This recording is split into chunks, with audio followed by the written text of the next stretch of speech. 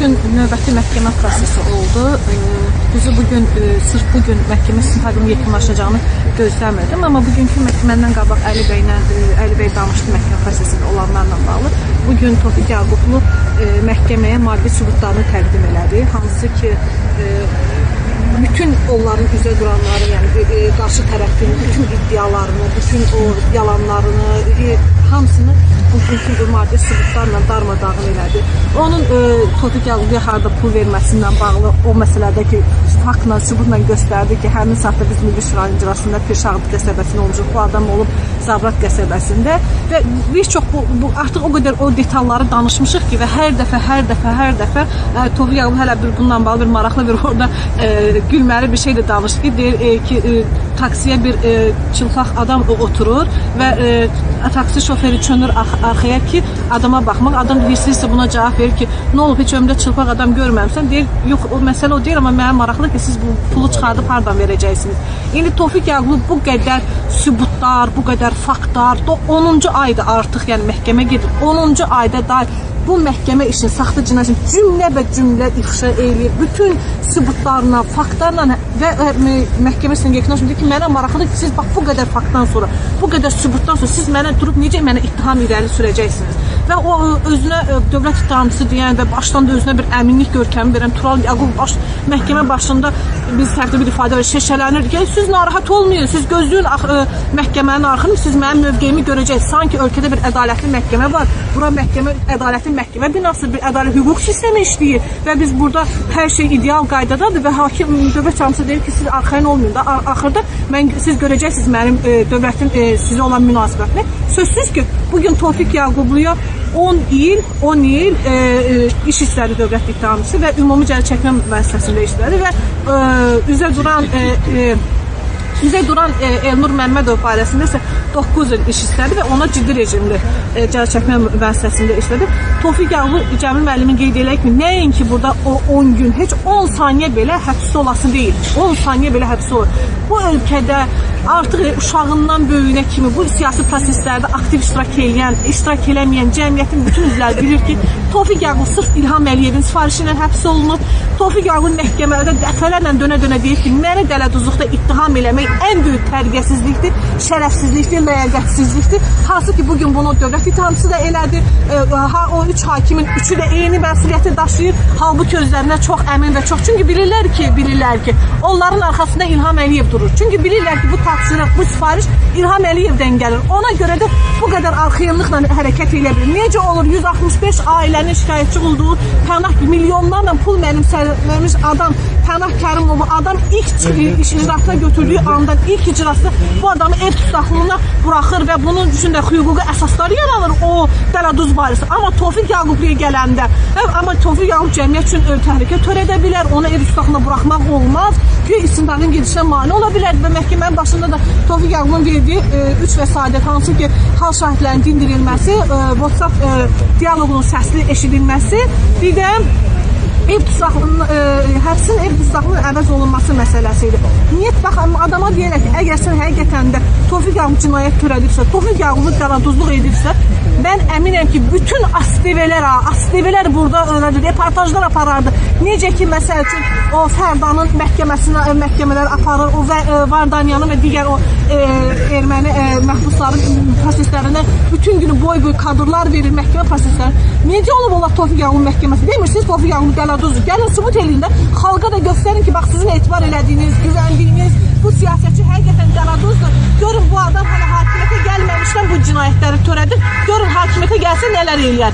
Tofiq Yaqublu deyir ki, mənim o balaca, elə bir Dubay mülklərini mənim o balaca daxmamda axtarırdılar. Gətirib adamın pul qoymağını biz dəfələrlə sübut elədik ki, bu müstəntiq gətirib ora pulu qoyur və pul qoyduğu anda da öz əlinlə qoyduğu kimi, tapmış kimi göstərir və biz bunu dəfələrlə sübut elədik. Əgər həqiqətən Tofiq Yaqublu cinayət törətmişsə, o 200-ə duranın WhatsApp diyaloqunu məhkəmədə səsləndirərdilər.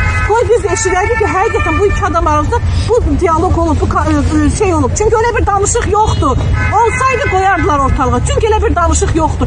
Tofiq Yaqublu Elnur Məmmədovun, üzünə duran Elnur Məmmədovun bütün WhatsApp yazışmalarını göstərir ki, bu adam mənə cəmi 2 dəfə yazıb, birində bayram təbriki yazıb, birində nə bilim nə yazıb. Bu da bu. Göstərin də siz demirsiniz ki, ki Tofiq Yağub dələduzluq eləyib, pul alıb, görüş yerinə çağırın, göstərin də, niyə bu sübutları göstərmirsiniz? Tofiq Yağub'a göre cinayətkarsın. Siz bunları göstərin, qoy bütün ölkədə görsün. Yoxdur, qırmızı. Bircə ilə qalıb Tofiq Yağub'a desinlər ki, sən vətən xainisən. Bircə o qalıb onu demədikləri. Bütün bu proses boyunda bu 3 hakimin üçü də, baxmayaraq ki, birinin ümumiyyətlə səsi çıxmır, o demək deyil ki, sən bu cinayətdə iştirak eləmirsən, sən də o cinayətin bildirmirsən, sən bir şeylə münasibət bildirmirsən. Bütün o hakimlər, dövlət ittihamçısı, Tofiq Yağub başdan dedi ki, o pulu alanın da, götürənin də, əli dəyənin də, görənin də, görüşənin də, və 3 nöqtə qoyur hər dəfə arxasına ki, özünüz bilirsiniz nədir. Və hakim bu sözlərdən narahat olur. Sən bir adamı, günahsız adamı 10 il istəməsən narahat olmursan, bu adamın 1 il artıq 3-cü ayda həbsi olmasına narahat olmursan, sən o sözlərdən, hansı ki o sözlər səndən, sən o sözləri hak edirsən. Sən bir avazda sözlərin ünvanısan. Sən ünvanısan, sən bu şeylərdən sonra hansı üzlə çıxıb deyəcəksən ki, Tofiq Yağub cinayət törədir. Bu qədər faktların, bu qədər sübutların içində siz necə çıxıb deyirsiniz? Düzdür, o qədər arsız, ləyaqətsiz, şərəfsiz, mənliksiz adamlardır ki, çox bugün necə dövlət ittihamçısı çıxıb o sözləri dedirsə, Tofiq Yağub 10 il istədirsə, eyni şeydə Elnur Nuriyev eləyəcək. Eyni şey və 1 qram, çünki bilir ki, ona tapşırıq yuxarıdan gəlib. Bunu ölkədə hamı bilir ki, ölkədə məhkəmə yoxdur, hüquq yoxdur, ədalət yoxdur. Bütün hakimlər siyasi işlərdə sifariş işlər və qeyri-siyasi işlərdə də makrellik eləyirlər. Güya ki, o Pənah Kərimov azadlığa buraxanda milyonlarla pul mənimsəmiş adamlar Elnur Nuriyev pul almayıb bu. Elə bu qədər də pul alıb ki, onun da yaxşı çox məbləği var o azadlığa çıxmağında. Biz hər şey bilirik, hər şey bu cəmiyyətdə heç nə gizli qalmır, hər şey açıqdır. Tofiq Yağubun şərlənməsi də açıqdır, onu sırf İlham Əliyev tutturduğu da açıqdır. Baxın, dünyada proseslər gedir, dünya dəyişir, sözsüz ki, biz də dəyişəcək. Baxın, Lukashenko belə zaman siyasi məhbusları buraxmağa məcbur. Lukashenko kimi diktatoru belə bilir ki, bu proseslərin ucu ona toxunacaq və özünü indidən sığortalamağa çalışır. Zaman bu son günlərdə də yenə bir dəstə siyasi məhbuslar azadlığa buraxıb. Biz dəyişəcəyik. Necə ki, bax, Bəşər Əsəd ki, bugün hasıl gündə sıçan dəliyinə qaçıb gizlənib və oradan tərpənə bilmir. Eyni şeydə İlham Əliyev və onun hakimiyyəti yaşayacaq.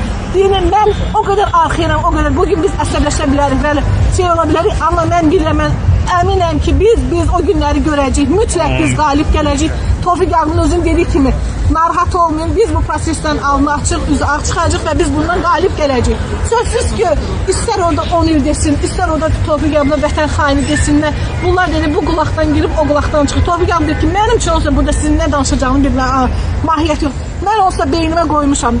Hakim məni həbsə göndərən kimi mən acılıq səsi eləyəcəm.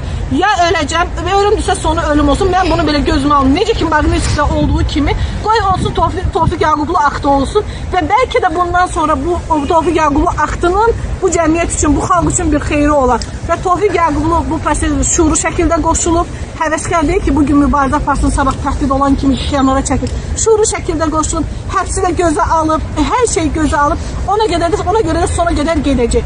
Onsuz da hətta mən belə zaman deyirlər ki, atan acılıq səsi eləyəndə sən niyə heç vaxt deyirsən? Mənim bir övlad kimi mənim atama deməyə ixtiyarım yoxdur, mənəvi olaraq ixtiyarım yoxdur. Həbsdə olan odur, əziyyət çəkən odur, məhrumiyyətdə olan odur.